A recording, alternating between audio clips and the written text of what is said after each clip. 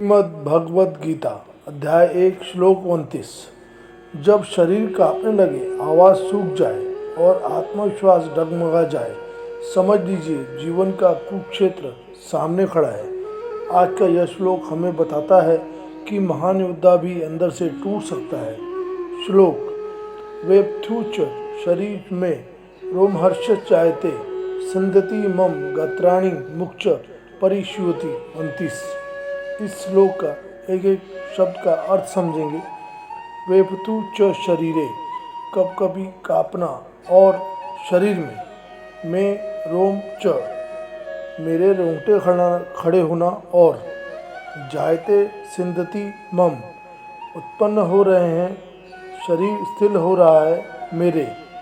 कत्राणि मुख च परिश्योति, अंग मुख और मुंह सूख रहा है। इसका सरल अर्थ है, अर्जुन कहते हैं मेरा शरीर कांप रहा है, रोंगटे खड़े हो रहे हैं, मेरे अंग स्थिर हो रहे हैं और मेरा मुंह सूख रहा है। कल्पना कीजिए, एक महान धुरंधर जिसने कभी हार नहीं मानी, आज वही रणभूमि में खड़ा है, लेकिन उसके हाथ कांप रहे हैं। यह केवल युद्ध का डर नहीं था, यह अपनों के सामने खड़े होने का डर था, यह निर्णय का भार था, यह धर्म और मोह के बीच की लड़ाई थी। जब अर्जुन कहते हैं वे थूच मेरे शरीर में, तो वह हमें यह सिखाते हैं डरना कमजोरी नहीं है, शरीर कांपना बताता है कि स्थिति साधारण नहीं है, रोंगटे खड़े होना बताता है कि भावनाएं चरम पर हैं, मुख का सूखना बताता है कि निर्णय भारी है।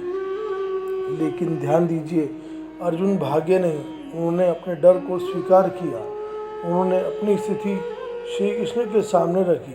यही जीवन का सबसे बड़ा साहस है, अपने डर को स्वीकार करना।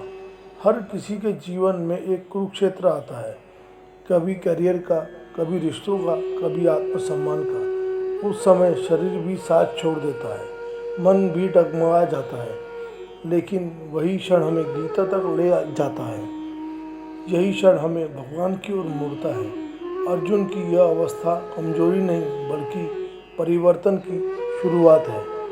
इस श्लोक से हम 5 जीवन की सीख समझेंगे। पहला, डर आना स्वाभाविक है, महान व्यक्ति भी डरता है, फर्क बस इतना है कि वह डर से भागता नहीं। दूसरा, भावनाएं कमजोरी नहीं, रोमांच, कांपना, घबराहट ये इंसान होने के संकेत हैं।